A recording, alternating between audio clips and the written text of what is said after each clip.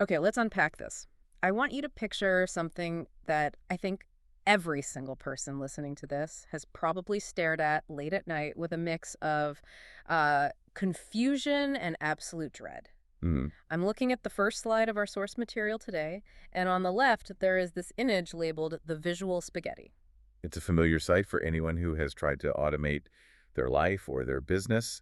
The Sunday night dread, as I sometimes call it. It is a mess. I mean, it looks like a spider web that had a really bad day. You've got these little circles, nodes, and they're connected by arrows going everywhere. Triggers, filters, routers. Loops within loops. It Yeah, looks like a chaotic disaster. It's that moment when you open up your simple automation tool and suddenly it looks like a conspiracy theorist wall of red string. exactly. And that is the current state of what we call no-code automation. Right. It promised to be simple, drag and drop, no programming required.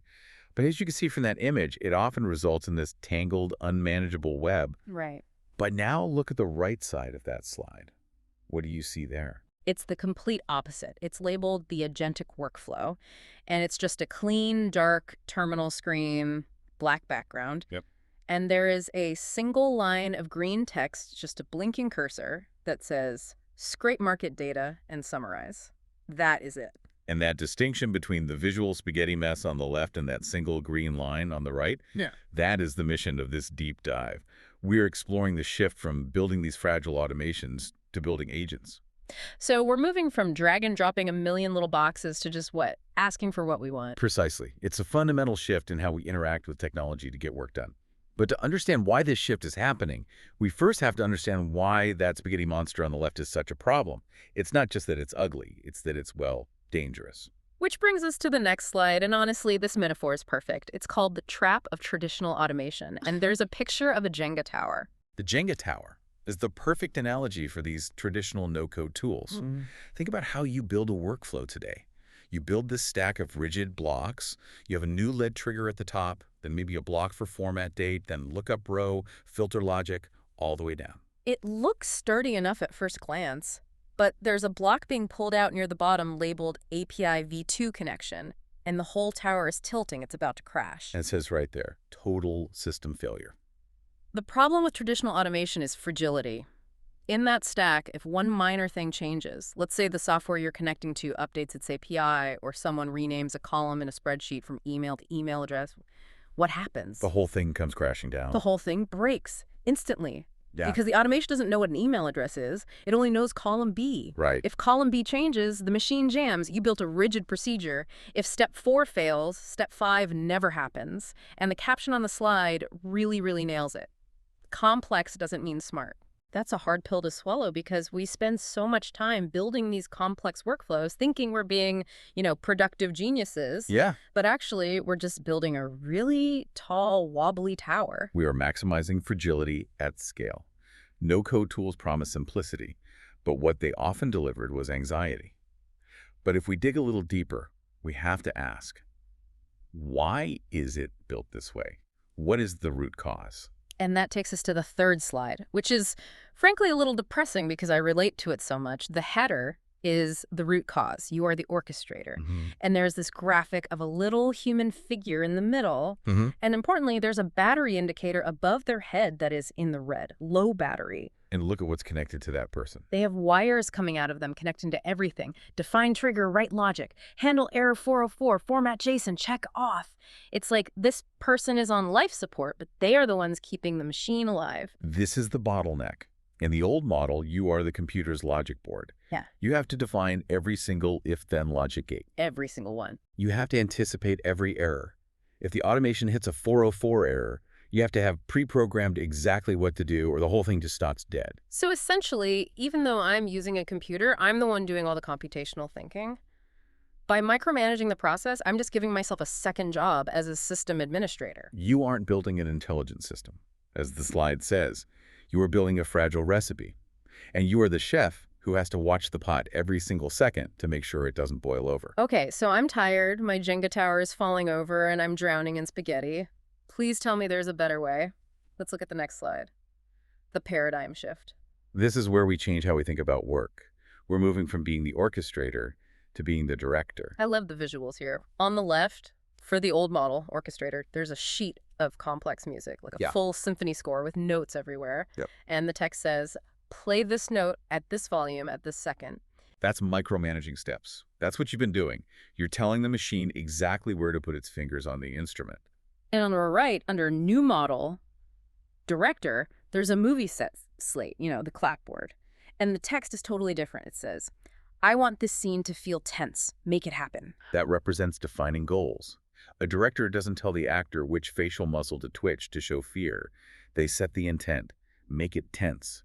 The actor, or in our case the agent, figures out how to achieve that tension. So the mantra here, written at the bottom, is stop being the architect, be the director. Right. Stop trying to design every pipe in the plumbing system and just turn on the faucet. But how do we actually do that? Because make it happen sounds a little bit like magic. How does the technology actually handle that? How do we get from a vague sentence to an executed task? That brings us to the architecture. And it's not magic, it's structure. The solution is something called the Agentic Stack, specifically the DOE framework. UOE. DOE. We're looking at a diagram of 3 layers, stacked like a cake. Think of this as the division of labor between you and the artificial intelligence. The top layer, the blue layer, is D for directive. It says the goal, natural language. And there's a bracket next to it that says you only touch this. Exactly. That is your entire job description now. You provide the directive. The bottom 2 layers, O for orchestration and E for execution, are handled entirely by the AI agent. So orchestration is the plan, logic and tools, and execution is the doing, code and API calls. Correct. You define the what, the AI figures out the how, which is the plan, and the action, which is the code. Let's break this down layer by layer, starting with our job. Slide 6. Layer 1, the directive. This is about defining the what in plain English. No code, no nodes, just intent. The example on the screen is literally just a paragraph of text. It reads, monitor 5 AI creators on Instagram, scrape their latest posts, summarize key insights, create a daily digest to help me remake content. Now notice what isn't there. There are no instructions on how to log into Instagram. No instructions on how to parse a JSON file. Or where to save the text. Exactly. Yeah. It's just what you want the outcome to be. In the past, you would have to figure out how to monitor Instagram. Now you just say that you want it monitored. Okay, so I've given my order to the kitchen. Now we go to layer 2, the orchestration. This is the agent's job. This is where the magic starts to happen. The AI, specifically models like Claude, which are very good at this, it breaks that goal into a dynamic plan. The flowchart here shows the thought process. It starts with identify creator accounts, then check Instagram API status. Then it enters a loop for each creator, leading to fetch video and fetch caption. But look at that amber box at the bottom. Handle rate limits. Yeah, it says alert amber. What does that mean? In a traditional automation, if you hit a rate limit, meaning you tried to download too much data too fast, the automation would just break. Oh, right. You get an error email and have to fix it manually. Here, the orchestration layer determines the tools and the order of operations on the fly. It recognizes the concept of a rate limit and dynamically inserts a step to handle it. So it's thinking. It's not just following a rigid script. It's writing the script as it goes, based on the environment it finds itself in. It is probabilistic, not deterministic. Which leads us to the bottom of the stack. Layer 3, the execution, or, as it says, the code. And this is the part that usually scares people, but remember, you aren't doing this. The agent writes, runs, and fixes the code. There is a screenshot of Python code here. Def scrape Instagram user. I don't know Python. If I saw that blank screen, I'd panic. And you don't need to know Python. The diagram shows the execution loop. The agent writes the code, runs the script, tests the output. If there's an error, it fixes the error and repeats the loop. It says at the bottom, you don't need to know Python, you just need to know what you want. That is a very, very comforting sentence. It democratizes technical power. You don't need to be a linguist to order dinner in a foreign country if you have a perfect translator, right? You just need to know you want the steak. Let's see this in the real world. We have a case study on slide 9, the Instagram content scraper. This grounds the theory. Here's a specific project. Instagram Remixer. Okay, so the input is a natural language prompt plus a list of 5 handles, like @NickSarev and @MattFarmer. And the objectives are clear. Scrape the latest posts, transcribe the audio, extract viral insights, and this is the cool part, generate a new script in the user's voice based on those insights. And the status says, replacing legacy and 8N workflow. So they are ripping out the spaghetti and putting in the agent. Right. Now visualize what this looks like when you actually run it. Slide 10 shows the workflow terminal. This goes back to that black screen we saw at the beginning. It's very matrixy. It is. But instead of falling green code, you see the agent's internal monologue printing out on the screen, plan created, scrape, dash transcribe, summarize, finding tool, Instagram scraper found. Then it says installing dependencies. Wait, it's actually installing software for itself? Yes, it realized it needed a tool to do the job. It went out, found the library, and installed it, then creating database, content DB, and testing connection. And finally, success. 5 posts retrieved. Whoa. And on the right, you see the agent state checklist ticking off. Setup environment is checked, right scraper is checked, and now it says, in progress, parsing data. It's incredibly satisfying to watch because all that work installing dependencies, testing connections is stuff you usually have to do manually, and it usually ruins your afternoon. Precisely. You've outsourced the frustration. And that brings us to the 3 superpowers of agents that make them so superior to traditional automation. Superpower number 1 on slide 11 is resilience over fragility. I love this headline. An error is not a bug, it's a feature. This is the biggest mental shift. In traditional coding, an error is a failure state. In agentic workflows, an error is just new information. We have a flow diagram here. It starts with a big red box. Error. API rate limit exceeded. In the old world, the Jenga tower falls. Yeah. Game over. But here, the arrow points to a blue box. Agent analysis. The agent reads the error, it understands the limits. And then it moves to a green box. Self-correction, it says. Rewriting code. Adding sleep delay. It fixes its own code to pause for 5 seconds. And then success. The stat at the bottom is wild. 80% of errors are fixed automatically without human intervention.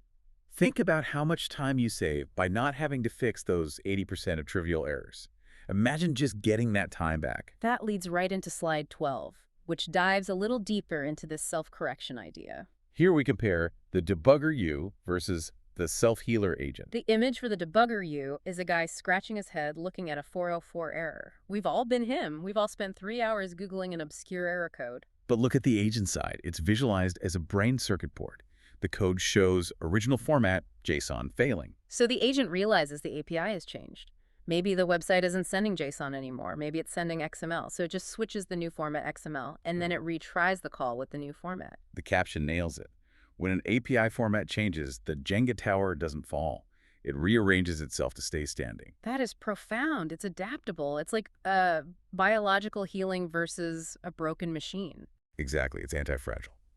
Now, superpower number 2 on slide 13, parallel processing, or asynchronous building. This is all about speed. The visual shows 3 different terminal windows open at the same time. Agent 1 is the Instagram scraper. It's at 80% progress. You can see the code running there. Yeah. Agent 2 is the newsletter builder. It's at 45% progress. And Agent 3 is the database setup. It's already at 100%. So in the old way, I'd have to wait for the database to be ready before I could start the scraper, and wait for the scraper before I could build the newsletter. Linear dependencies. But here, don't wait for one task to finish. Run multiple sessions at once. You are effectively cloning yourself. You have a team of developers working for you simultaneously. That is a massive force multiplier. Okay. Superpower number 3 on slide 14. This one solves a huge pain point for me. Learning from documentation. This addresses the classic, I don't know how this tool works problem. We see a stack of papers labeled API docs, 50 pages. Nobody wants to read 50 pages of technical documentation just to make one little connection. It's boring and it's complicated. The visual shows an arrow pointing from the docs to a text box where the user just pastes the URL, https://api.example.com/v2. And then the arrow points to a puzzle piece clicking into place. Don't know how an API works, just paste the URL.